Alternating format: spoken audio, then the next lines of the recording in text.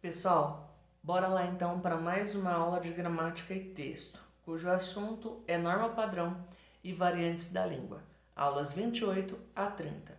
E para começar a pauta de hoje, eu vou fazer a leitura de um poema do Carlos Drummond de Andrade. Aula de português. A linguagem na ponta da língua, tão fácil de falar e de entender. A linguagem na superfície estrelada de letras, sabe lá o que quer dizer? Professor Carlos Góes, ele é quem sabe, e vai desmatando o Amazonas de minha ignorância. Figuras de gramática esquipáticas atropelam-me, aturdem-me, sequestram-me. Já esqueci a língua em que comia, em que pedia para ir lá fora, em que levava e dava pontapé. A língua breve, língua entrecortada do namoro com a priminha. O português são dois, o outro é mistério.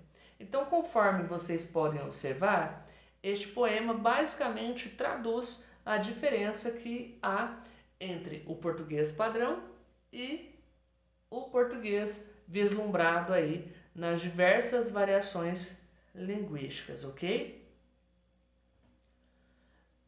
Bom, o que seria então uma variação linguística, pessoal?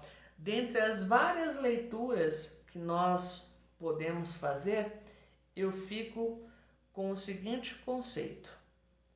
A variação linguística é um fenômeno natural da língua cujas características envolvem transformações históricas, culturais, sociais, geográficas, regionais e outras variadas situações de comunicação.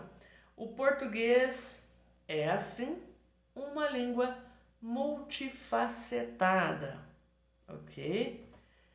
É uma língua de interjeições. Olha só quantas expressões que traduzem aí as emoções, não é? De diversos lugares do Brasil. Ba, tchê, oxente, oxo, uai, sou. Tá? Então nós temos aí também uma língua de cores, né? Uma língua que envolve a cultura de vários povos, certo? Do mesmo modo que nós temos uma língua de sabores. Em alguns lugares essa fruta é denominada de mexerica, em outros tangerina, e na região aí dos conterrâneos de vocês, bergamota. Olha só que nome, né? Se a gente não tivesse acesso a determinadas informações, quando é que eu ia sonhar, né, que a nossa mexerica aqui, lá no sul, é denominada de bergamota? É meio improvável. E tantas outras, né, expressões que nós nem nos damos conta que existem, ok? E é uma língua também o quê? De sotaques e regionalismos. Olha a pipa, né? Aqui para nós e em outros lugares. Pepeta, pandorga, cafifa, quadrado, arraia. Arraia eu até que conhecia, mas alguns dos nomes aí eu simplesmente, né, fiquei conhecendo agora, como cafifa, por exemplo, tá? E a mandioca, olha só, olha quantas formas de dizer ou se referir, não é? A mesma raiz tão suculenta, apreciada aí em todo o Brasil. Aipim, castelinha, uape, macaxeira, mandioca doce, maniva, maniveira.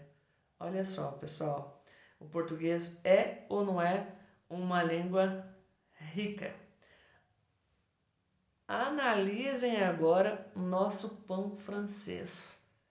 Olha aí, pão aguado na Paraíba, não é? E Jacó no Sergipe. Vocês podem mensurar uma coisa dessas? Eu jamais pensaria que o pão francês que eu como pelas manhãs em Sergipe recebe esse nome, Jacó. Bom, ao lado aí dessas curiosidades, né, nós temos aí também os tipos ou classificações das variações linguísticas, que podem ser variação diatópica ou geográfica, que se relaciona com a diferença de falares entre as regiões, estados ou países, né? O que acontece, por exemplo, entre o português falado no Brasil e o português falado em Portugal e em outros países da África, né? Como vocês bem sabem. Aí eu tenho a variação diastrática ou social, que envolve os mais variados grupos sociais, além de fatores como idade, sexo, grau de escolaridade e gênero, certo? Então, assim, eu não posso, por exemplo, querer que uma pessoa que não possui um grau de escolaridade elevado tenha domínio das regras de gramática. Isso é impossível, né? Agora, a partir do momento que existe uma pessoa que tem um grau de escolaridade elevado, automaticamente ela tem que saber adequar aí essa linguagem ao contexto de comunicação, tá? Eu tenho também a variação diafásica ou situacional, que vai ao encontro exatamente do que eu acabei de dizer. Então, para cada situação de comunicação, existe um português. Ou eu me pronuncio de maneira formal, ou eu me pronuncio de maneira informal. E quem vai determinar isso? O contexto no qual eu estou me comunicando, tá? Porque, por exemplo, não dá para eu sentar numa mesa com amigos para descontrair, relaxar e começar a falar aí um juridiquês, por exemplo, que seria um português impregnado com termos, não é, do meio jurídico, certo? Então, o vocabulário técnico dessa área, né, ele tem que ser usado que lá no momento das audiências e tudo mais, mas não necessariamente numa mesa para ser motivo aí de discussão, não é, entre amigos. Ao lado, né, da variação situacional, eu tenho a variação diacrônica ou histórica, que se refere às mudanças ocorridas na língua ao longo do tempo ou ao longo da história. Os nomes são meio estranhos, mas como vocês podem observar, a definição é bastante simples e é um assunto também que vocês conhecem bem, tá? Resumindo, né, o que nós temos aí para guardar em relação às variações linguísticas? Para alguns, ignorância, para outros, riqueza de vocabulário. Depende a forma de preconceito com que analisamos. Como vocês bem sabem, o preconceito linguístico foi um dos temas cogitados para a redação do Enem no ano passado. Muito embora ele não tenha caído, não é? O que nós temos que entender, certo?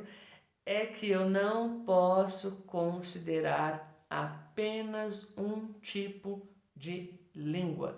Eu tenho que considerar que toda nação tem um idioma oficial, cujas regras são complexas, mas que deste idioma oficial demandam aí outras várias formas de comunicação ou variantes linguísticas. E isso tem que ser respeitado, certo? E aí, em relação ao certo, em relação ao errado, nós podemos dizer que existe certo ou errado em se tratando das variações? Se vocês pararem para pensar, não, tá? Então, ó, o brasileiro não sabe falar português. Chega de preconceito linguístico. Não é que o brasileiro não saiba falar português. O brasileiro talvez não saiba das regras do português formal. Mas o que vale num processo de comunicação é a interação entre locutor e interlocutor.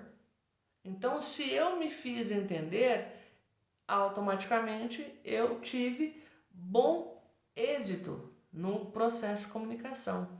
Agora, se eu vou me dirigir a determinado público e esse público não consegue entender o que eu disse, porque a linguagem que eu utilizei não o alcançou, isso significa que a minha comunicação ela foi ineficaz, tá?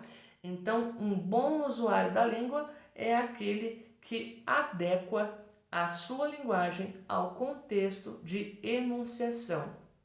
E é por isso que nós falamos em adequação e inadequação linguística. Se, por um lado, o certo ou errado em se tratando da língua, ele basicamente não existe, a adequação e a inadequação linguística é algo altamente positivo, certo? Então, de hoje em diante, vamos aprender a analisar, não é? Como as pessoas falam e considerar, né, os motivos que as levam a se pronunciar daquela maneira. Como vocês bem observaram, são vários os fatores que determinam a maneira que alguém tem de se comunicar e isso tem que ser considerado. Bom, pessoal, então por hoje é só e agora vocês podem ficar à vontade para resolver os exercícios da apostila e qualquer dúvida me acionem no WhatsApp, ok?